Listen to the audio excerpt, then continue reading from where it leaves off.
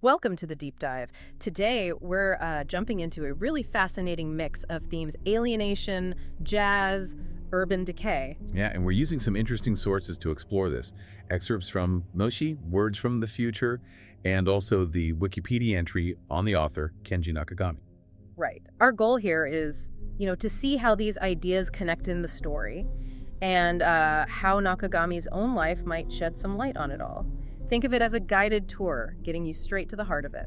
And what's really interesting is how the fiction and the biographical context kind of talk to each other, give you a much richer picture of identity and belonging in, well, post-war Japan. Okay, so let's get straight into Yude. The main character is Jacob. He's 19, and he's navigating this world that feels saturated with, well, alienation, some drug use, petty crime. And the style is key, isn't it? Stream of consciousness. Exactly. It pulls you right into his head, his thoughts, feelings, often kind of fragmented, non-linear. It paints this picture of someone really searching for who they are. You immediately pick up on certain things. Definitely. Like the jazz music Coltrane, Albert Ayler, it's everywhere. It's almost like another character, A backdrop, but also a metaphor for what's going on inside Jacob's head. Mm-hmm. And then there are these specific places that keep coming up. The jazz coffee shop, this rundown canal area, a cliff playground from his childhood. Yeah. Very symbolic feeling. Yeah, they feel heavy with meaning. And other people around him, Yuki, Cass, Rope, Tomi. Plus this shadowy figure, Takagi Naoichiro, rumored to be Jacob's father, involved in corrupt politics, drugs, the whole package. That stream of consciousness, it really mirrors his inner world, doesn't it? Mm-hmm. Fragmented, maybe shaped by the drugs, the experiences. Yeah. And those locations you mentioned, they're not just settings. But... No, not at all. They feel like physical symbols of their marginalization, the forgotten corners of society they seem to inhabit. Precisely. Okay, so let's bring in the context. The Wikipedia entry on Kenji Nakagami, important Japanese novelist, 1946 to 92, won the Akutagawa Prize for the Cape in 76. A major figure. Yeah. And what jumps out, connecting back to the novel, is his background. Born in Shingu City, Wakayama Prefecture, his writing often focuses on that area, the Kii Peninsula, especially the Roji. Which means alleys, but specifically refers to his birthplace, right? Yeah. As part of a discriminated community. Exactly. And his work digs into complex family stuff, the Kishu Kumano saga. But here's the kicker for our discussion. Wikipedia mentions his early involvement with modern jazz in Shinjuku. Ah, okay, so that echoes Jacob's world directly. Right, it deepens the connection. It's fascinating, that focus on the Roji. Right. It sort of frames his whole approach, doesn't it? Looking at people on the edges, whose stories aren't always told. Yeah. And his time in the Shinjuku jazz scene, it suggests a real personal link to the kind of cultural, maybe countercultural world we see in the book. It really shows how literature can, give us insight into lives on the fringes. Absolutely. So our mission, let's say, is to unpack this interplay. Let's start with Jacob's alienation, that feeling of being an outsider. There's this quote in the book, "Who is not whose child and not whose child from anywhere." Wow. That line just hits you, doesn't it? It's such a profound sense of rootlessness, not just geographically lost, but socially, maybe psychologically too, questioning everything about origin, family. Totally unmoored. And think about where he and his friends hang out. That jazz coffee shop known for delinquent young people, an abandoned boat, these rundown shacks by the canal. Yeah, they're not exactly mainstream gathering spots. Right. They feel like physical proof of their marginal status, overlooked, decaying spaces. It underscores the alienation perfectly. Places society ignores or avoids, just like perhaps the characters feel ignored or avoided. And this brings Nakagami's own background right back into focus. Growing up in Oroji, that discriminated community, does Jacob's feeling of being an outsider, this deep sense of not belonging, could that echo Nakagami's own experiences? Or his observations, at least? Well, it's always tricky drawing direct lines between author and character, Yeah, sure. But the Wikipedia entry definitely tells us Nakagami was acutely aware of these social divisions, what it felt like to be on the outside. His focus on the Roji as a theme, it strongly suggests he's exploring similar feelings in Words from the Future, displacement, marginalization. Okay, let's shift to the drug use in this story. It seems pretty constant. Stimulants are implied, sleeping pills, painkillers. Yeah, it's presented as a way to cope, right? To numb reality, achieve memory loss, as the text puts it. And Jacob connects it directly to jazz and sleeping pills. And the effects are laid bare. Physical numbness, chest tightness, perceptions getting warped, even violence sometimes. It's not glamorized. It paints a really grim picture of trying to escape something unbearable. And the cost is made clear. Lorimari dies from an overdose. Right there in the jazz cafe. Yeah, that's brutal. A stark reminder. It makes that jazz cafe a really complicated space, doesn't it? Absolutely. Yeah. A sanctuary, maybe, but also incredibly dangerous. Her death just highlights the risks, the limited options these characters seem to have. Thinking about Nakagami, Wikipedia mentions his, in Inshito, that kind of freewheeling, maybe vagrant life in Shinjuku, immersed in the jazz scene. Could he have seen this kind of thing firsthand? Oh, I think it's highly likely. Shinjuku back then, in the 60s, 70s, it was vibrant, sure, but also had a gritty, dangerous side. Right. Being deep in that jazz subculture probably exposed him to the darker realities. Drug use, its fallout, that lived experience could definitely inform the raw portrayal we get in the novel. Which brings us right back to the jazz itself. Its role is huge for Jacob. It's not just background music, it's fundamental. There's that line, Jacob's ears, eyes, mouth, throat, hands, feet, everything is for that. The world is just that. That's incredibly powerful. It's not just liking music, is it? It's like his entire being is oriented around it, total absorption. His whole world is that sound. Yeah, and the book explains how it works for him. It resonates deeply. The sound is the soul, and the soul writhes and vibrates. It drowns out reality like crushing sounds. And it's even a metaphor for his own head, his muddied head, especially Ayler's music, described as just the core of the sound. So jazz becomes this language for him. When ordinary words fail, it's how he processes things, maybe expresses things too painful to say. Right. The crushing sounds, maybe trying to literally block out the pain. And Ayler's sound, that core, maybe it connects with Jacob feeling stripped down to something raw, essential. And significantly, the jazz cafe is called a church. Both Tomi and Jacob use that word. That's a really strong analogy. Yeah, what does that tell us? It lists it way beyond just a place to hang out. It's a communal space, a sanctuary, where these outsiders find some kind of belonging, maybe even spiritual comfort in the music and being together. And again, the parallel with Nakagami's life is striking. Wikipedia mentions his deep interest in jazz, hanging out in those Shinjuku jazz cafes, Jazz Village, Village Vanguard. Legendary spots. And he loved the same artists Jacob listens to. Miles Davis, Coltrane, Albert Ayler. The connection is undeniable there.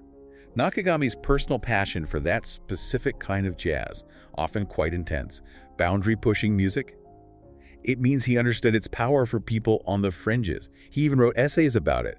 Jazz on the road. Yeah. Okay, changing tack slightly. Violence. It keeps popping up in the story. It's definitely a recurring motif. Childhood rough play, fights in the cafe, Rope getting beaten by her boyfriend. Jacob himself feels this urge to hit someone to break the slack equilibrium, and Tomi violently attacks Hisashi. So what's that doing there, beyond just showing a harsh reality? Good question. What do you think? Well, it could be working on a few levels. Maybe it reflects a wider societal decay, things breaking down. Or maybe it's more personal, the character's desperation, their anger boiling over into physical acts because, well, what else do they have? Frustration, finding an outlet. Yeah, exactly, when other ways of communicating or coping fail. Any links to Nakagami's other work or themes here? Well, the Wikipedia entry doesn't detail, like, specific personal violence. But his focus on marginalized groups, the raw realities, it suggests he knew about the potential for conflict, for aggression, that comes with those intense social pressures. His later works apparently dealt with some intense, dramatic, sometimes violent situations too. We also get these flashes of childhood memory. Trauma, almost. Right, these fragmented images that surface. Dangerous sledding, a dead dog, a bird's nest, that hiding place near the boat. They seem to really color his present. And then there's the brother's suicide mentioned. That feels huge. Those fragments act like scars, don't they? Shaping how he sees things now, contributing to that alienation. The brother's suicide, even briefly mentioned, hints at this deeper history of pain, instability in the family, still echoing. And that run-in with the UEA, the guidance counselor, hints at a difficult upbringing, maybe a distrust of authority figures. Yeah, it reinforces that sense of a troubled past haunting him, makes it harder to navigate the present or imagine a different future. That lack of trust just isolates him more. And then there's the whole corrupt social fabric embodied by Takagi Naoichiro. Ah, the potential father figure. Right. Involved in shady politics, land deals, drugs. He represents this sort of systemic rot. He really does. He embodies the corruption that's likely created the very environment these kids are struggling in. His power combined with his moral failings. It shines a light on a deeper decay in the system. And he has that cynical line about the world being dirty and disgusting. It mirrors the physical decay all around them, doesn't it? The rusty roofs, the dilapidated shacks. It really does. The broken environment reflects the broken lives, the corrupt systems that might have shaped those lives. It's a powerful visual metaphor. And the text notes, he uses his hometown dialect when talking politics. Oh, interesting. Adds this layer of specificity, maybe isolation. A decaying environment that's very particular, maybe resistant to change. That detail makes it feel very grounded, very real. Suggests maybe these problems are deeply entrenched in that specific place. But amidst all this darkness, Jacob does seem to be searching for something. For meaning, maybe. Truth. He asks, is it true? He thinks about the truth of life. Yeah, those moments are important. They show he hasn't completely given in to despair. There's still this flicker of questioning, of searching, despite everything, still wrestling with the big questions. And that desperate phone call to Takagi, and then attacking his house with a crowbar. That feels like a confrontation, right? Yeah. A desperate, maybe misguided attempt to face the source of his pain. Yeah. Or lash out at it anyway. A search for answers, even if it's destructive. Okay, let's really try to tie Words from the Future back to Nakagami's life and work using the Wikipedia info again. His birthplace, Shingu, could be the novel setting or inspire it. Plausible. And his complex upbringing born out of wedlock, mother's struggles, his half-brother's suicide, the stepfather. It's hard not to see echoes of Jacob's fragmented self, his troubled background in those details. The parallels are definitely compelling. Nakagami's own complex family life, that trauma of his brother's suicide. It could certainly have informed his portrayal of Jacob's inner turmoil and broken relationships. You feel that lived experience might be there. And Wikipedia makes clear his ongoing interest in marginalized communities, the Roji. Right. It just reinforces that he was consistently drawn to the stories of people outside the mainstream. His own background gave him a unique perspective on the challenges they faced, the dynamics within those communities. It also mentions his literary influences, Sade, Celine, Genet early on, then for Kenzaburo, Ishihara Shintaro, Faulkner, Garcia Marquez later. Do you see traces of those in this book? Oh, for sure.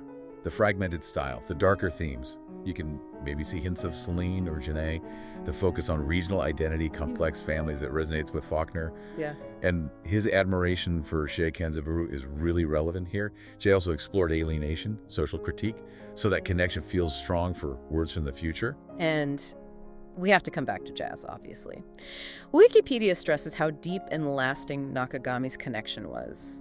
From Shinjuku onwards, loving Coltrane and Ayler specifically, it's such a direct parallel with Jacob. It really is. That shared passion, especially for that kind of intense, expressive jazz. Yeah. It's a powerful link between author and character. It suggests Nakagami really got what that music could mean to someone feeling like an outsider. One last point from Wikipedia. His involvement in left-wing activism in the late 60s, the Haneda airport protests. Could Jacob's Alienation also tap into that broader mood of social, political disaffection from that era? It's definitely plausible. I mean, the novel focuses on the personal, but it's set against that historical backdrop. The late 60s in Japan were a time of unrest, questioning. Nakagami's own activism shows he was aware of those larger currents, the feelings of disenfranchisement. So yeah, Jacob's Alienation might reflect some of that wider mood. Okay, so wrapping this deep dive up, what are the big takeaways for you? Well, we've seen this incredibly potent portrayal of alienation among marginalized youth. Right. Felt through Jacob's fragmented viewpoint. And jazz isn't just background, it's vital. It's expression, it's escape, it's complex. Mm-hmm. And then the decaying urban setting, it mirrors their inner turmoil, maybe broader societal issues too. And all of this feels deeply connected to Nakagami's own life, the roji, the jazz. It all intertwines. It is fascinating how Jacob's story seems to echo so many parts of Nakagami's life and his core literary concerns. Indeed. It really highlights that complex relationship between lived experience, artistic expression, and the need to explore social marginalization. So here's something to think about after we finish. How does the music you listen to or the places you inhabit shape or reflect your own feelings? Maybe feelings of alienation or connection, not just in books like this, but in, real life. What other links can you find between art and the experience of being on the margins? Good question to ponder. Thanks for joining us on this deep dive.